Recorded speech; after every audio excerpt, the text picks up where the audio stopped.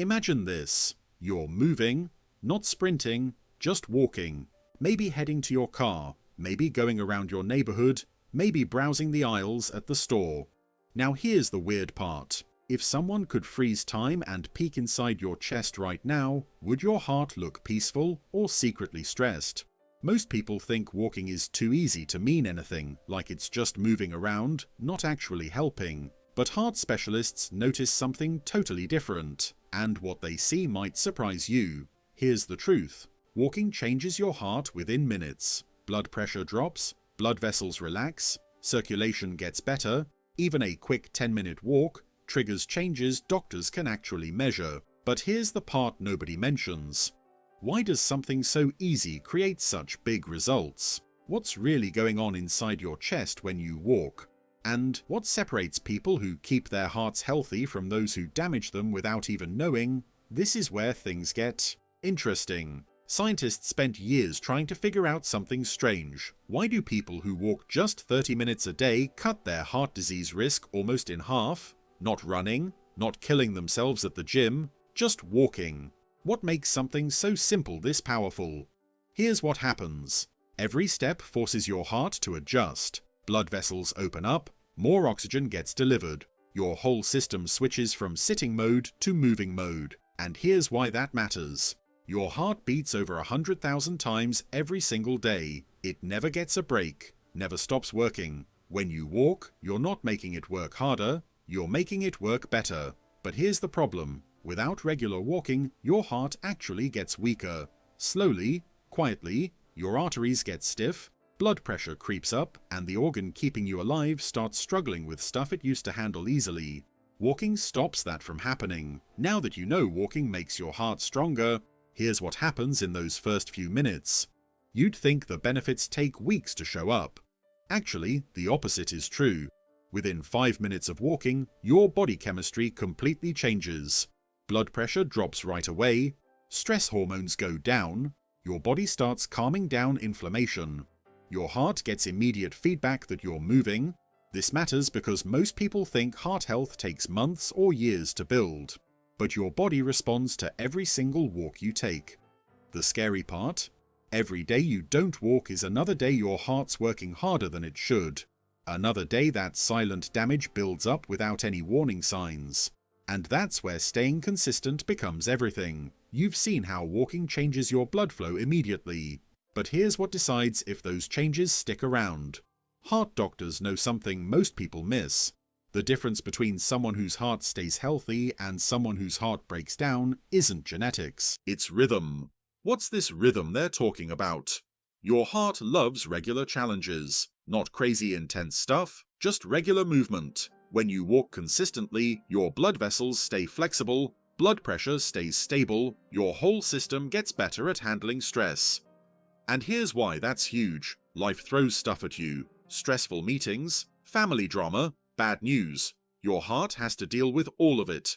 A heart that's trained from walking handles, pressure totally different than one that's been sitting all day. But if you push too hard too fast, things backfire. You get hurt, you lose motivation. The secret is finding a pace you can actually keep up, not trying to be a hero. Now that you know rhythm beats intensity, here's what happens when you stop moving altogether. Most people think heart attacks come out of nowhere, but there's a second thing happening that nobody talks about. A silent buildup that happens every hour you're sitting. When sitting becomes your normal, blood vessels lose their flexibility. Your heart has to pump against more resistance. Blood sugar stays high longer, and low-level inflammation just keeps burning instead of cooling down. This matters because heart attacks don't give you years of warning. They show up after thousands of small moments where your heart was strained but never strengthened. And the terrifying part? You won't feel it happening. No pain, no red flags, not until something actually goes wrong. Walking fixes this invisible damage. You've seen what sitting does to your heart.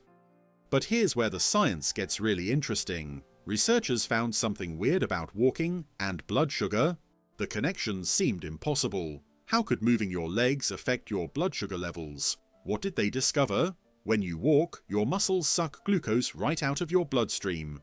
Your body gets better at using insulin. blood sugar spikes flatten out, and this protects your heart in ways beyond just exercise. Here's why that matters. High blood sugar damages the walls of your blood vessels. It creates inflammation, it speeds up plaque buildup. Walking attacks all of these problems at once. But here's the catch. If your blood sugar stays high all the time, that damage becomes permanent.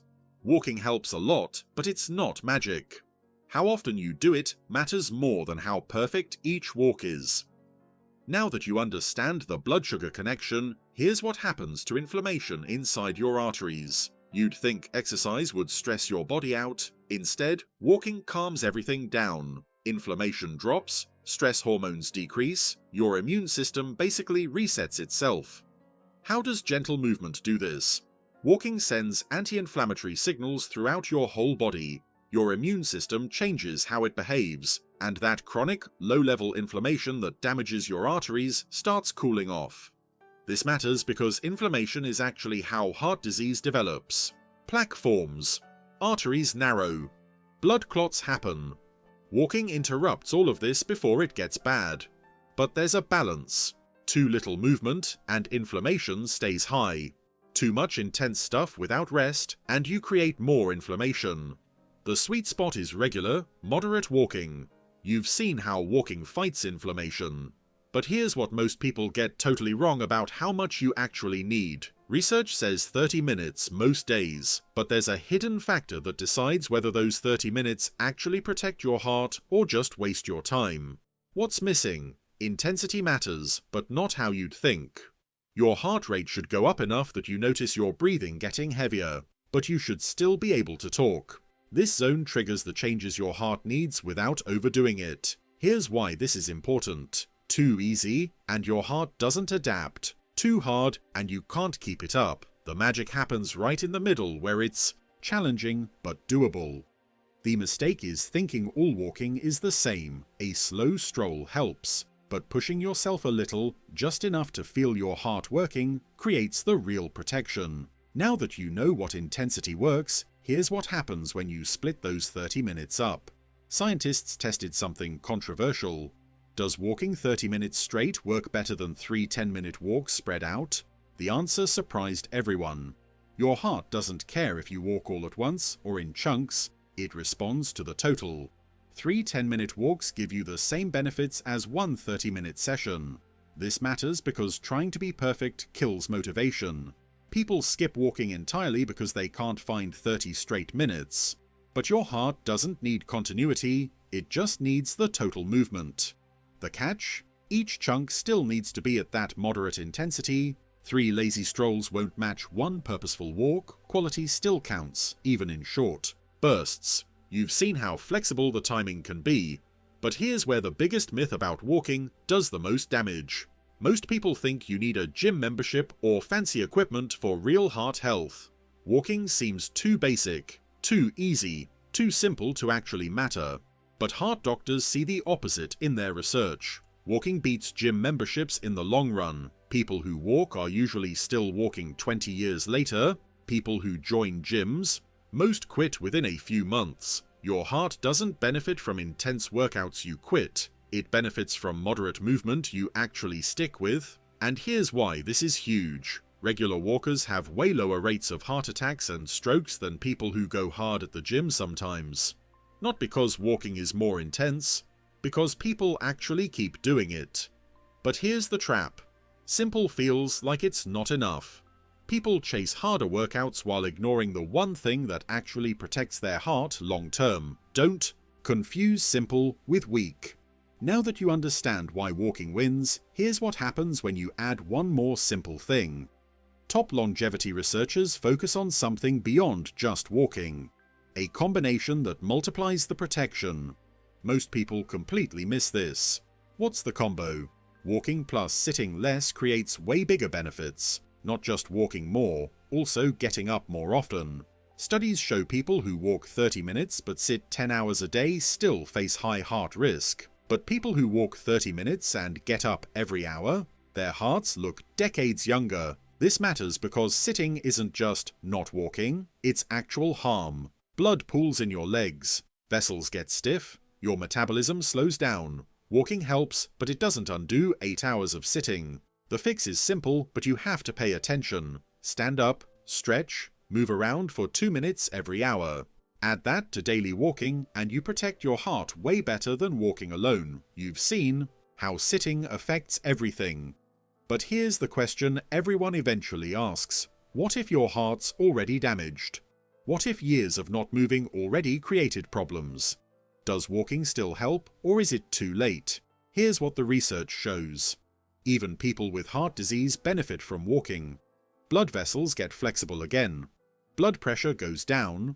Fitness improves. Your heart can recover function you thought was gone forever. And here's why this gives hope. Heart disease isn't a death sentence, it's a warning. And walking is how many people respond to that warning and actually reverse years of damage. But timing matters. The sooner you start, the more you can save. Wait until a heart attack forces you to change and you're fixing damage instead of preventing it. Both work. Prevention is just easier. Now that you know walking helps, even if you're already dealing with problems, here's what separates people who actually walk from people who just plan to walk. Researchers studied why most people fail to walk regularly. The barrier isn't time, it's not even motivation, it's something way more subtle. What did they find?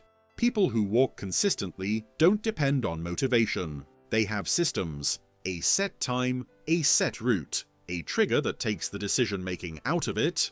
This matters because willpower runs out. Motivation comes and goes, but systems run on autopilot. Your heart doesn't care why you walked, it just responds to the fact that you did. The trap is waiting to feel motivated. You won't. People who actually walk don't feel like it most days. They just have a routine that makes it happen no matter how they feel. You've seen what creates consistency. But here's the final piece most people never hear. You'd think the goal is never missing a day, walking every single morning without fail. But research shows something different actually works better. People who aim for perfection burn out. People who aim for consistency win. Missing one day doesn't erase your progress. Missing 1 week barely registers if you've been walking for months. Your heart responds to patterns, not perfection. Here's why this is freeing. You don't have to be perfect, you just have to show up more than you skip. That's the point where the benefits start stacking up, but the obvious trap is letting "I missed today" turn into "I'll restart Monday, miss a day, then walk tomorrow." The overall pattern is what matters, not the occasional gap. So here's where we end up. If someone could look inside your chest right now, what would they see? A heart that's strong and flexible? Or one that's quietly struggling? What happens next is up to you. Walking isn't complicated. You don't need equipment. You don't need hours. But you do need to actually do it. Show up, put one foot in front of the other. Give your heart what it needs to stay strong. Think about it. Your heart works for you every single day. Over 100,000 beats. No breaks. No complaints. The least we can do is take a walk. So start today. Not tomorrow. Not Monday. Right now. Go outside, walk for 10 minutes. That's it. Because years from now, when life throws whatever it's going to throw at you, you'll have a heart that's ready, strong, healthy, protected, all because you decided to walk. If this changed how you see walking, leave a comment. Are you going to walk today? And if this helped, hit like, subscribe, and share so more people learn how something as basic as walking can save their heart.